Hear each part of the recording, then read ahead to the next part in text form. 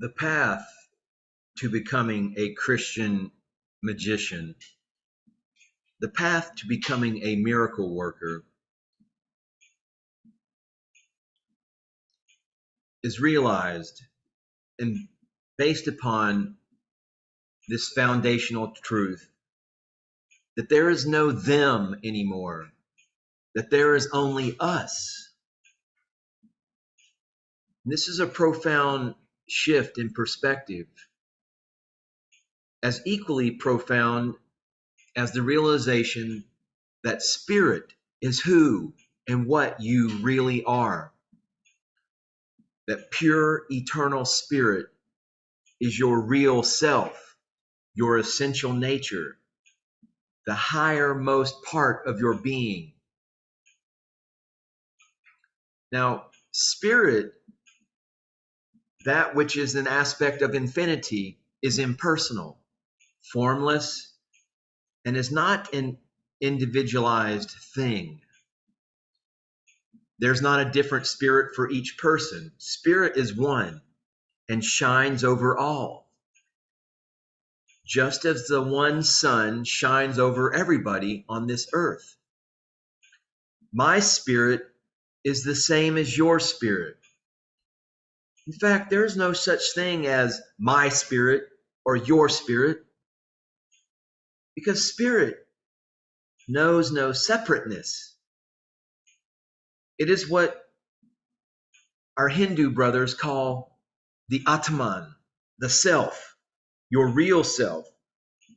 And it is literally one and the same in essence and identity as the supreme spirit, the supreme self.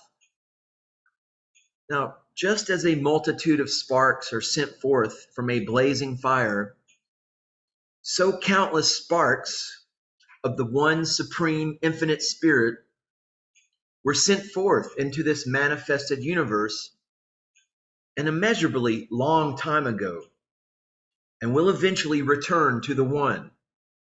Each divine spark is one and the same in essence and identity as the divine fire, but it has to evolve through the mineral kingdom, the vegetable kingdom, the animal kingdom, until eventually, at the end of its journey through the animal kingdom, it gains and acquires for itself a soul.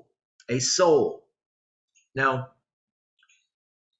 in the Quantum Bible, the Apostle Paul said, and this is from Thessalonians, 1 Thessalonians chapter 5, verse 23, you consist of spirit and soul and body. The soul, unlike the spirit, is an individual thing.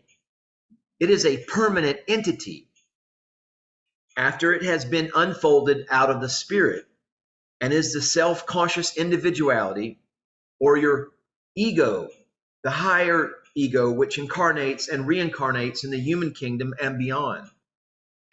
It is the I of our being. It is the consciousness principle, the mind principle in man. The soul is actually the same thing as the mind.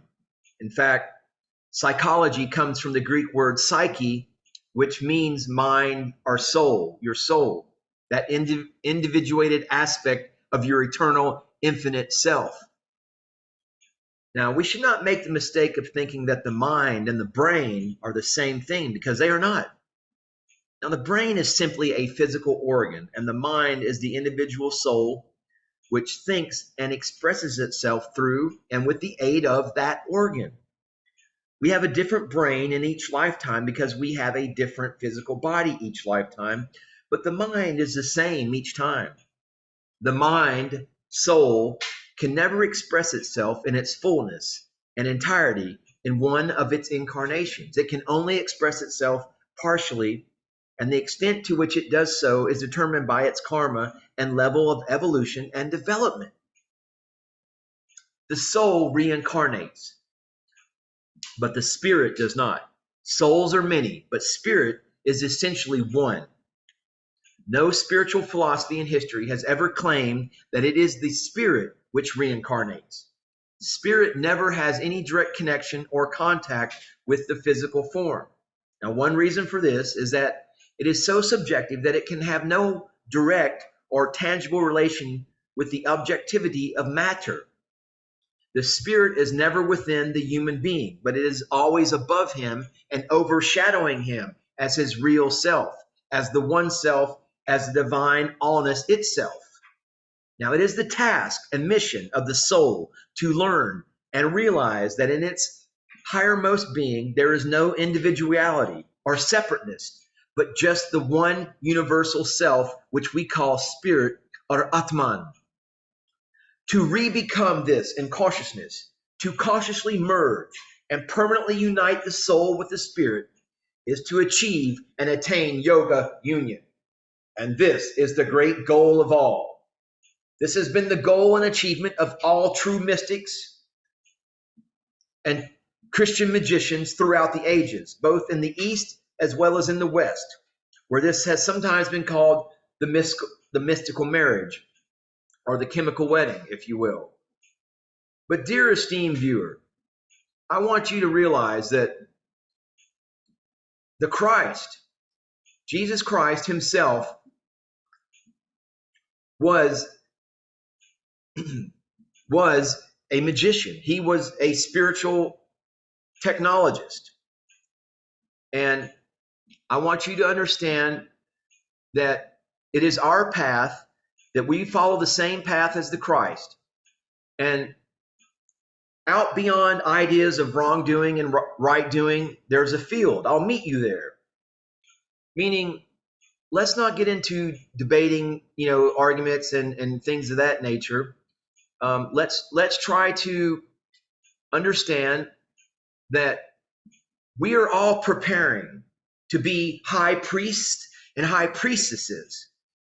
And I know some Christians that are brainwashed through religious trauma, through the organized religion control, enslavement protocols, they cringe or become frightened when hearing the term high priest or high priestess, because they are associated with black magic and Satanism or the occult. Ooh, but Jesus was indeed a high priest.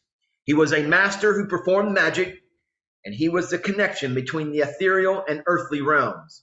If you agree, please hit the subscribe button and leave this video a thumbs up, as it helps all of us to become high priests and high priestesses of the new earth golden age timeline that is upon us in just one more day when Pluto comes into Aquarius. Namaste. Namaskaram.